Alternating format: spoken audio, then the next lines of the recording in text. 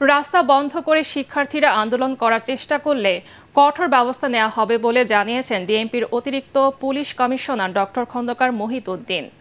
জনদুর্ভোগ সৃষ্টি হয় শিক্ষার্থীদের এমন কর্মসূচি না পালনের অনুরোধ জানিয়েছেন তিনি।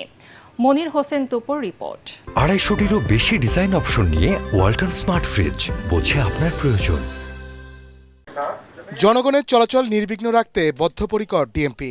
জরুরি বৈঠক শেষে ডিএমপি মিডিয়া সেন্টারে সংবাদ সম্মেলনে জানানো হয়, জনভোগান্তি সৃষ্টি করে আর কোনো কর্মসূচি পালন করতে দেওয়া হবে না।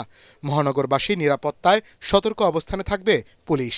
যারা এই আন্দোলন করছে সে স্টুডেন্টদের প্রতি অবশ্যই আমাদের ভালোবাসা আছে, সহমর্মিতা আছে, সবকিছু আছে, কিন্তু সেই সাথে আমাদের মনে রাখতে হবে যে আমাদের দেশের প্রচলিত আইন, আমাদের দেশের সর্বোচ্চ আদালত, এর প্রতি সকলকে শ্রদ্ধাশীল থাকতে আমরা বাধ্য।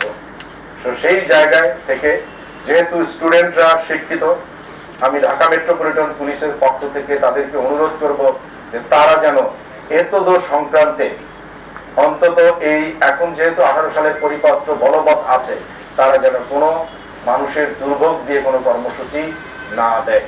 কোটা আন্দোলনকারীদের চলমান আন্দোলনে চরম ভোগান্তিতে সাধারণ মানুষ।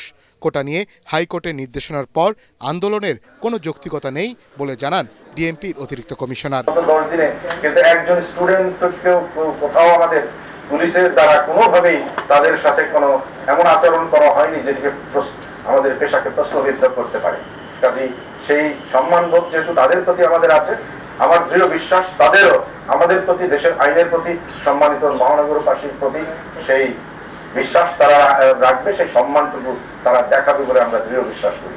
তারপরেও যদি কেউ সে ধরনের জায়গা থেকে সরে যেতে চায়, দেশের প্রচলিত আইন তো আসলে কার্যকর, সেটি কার্যকর যে জায়গায় থাকার কথা সেই জায়গায়। আইনের প্রতি শ্রদ্ধাশীল হওয়ার আহ্বানও জানান তিনি।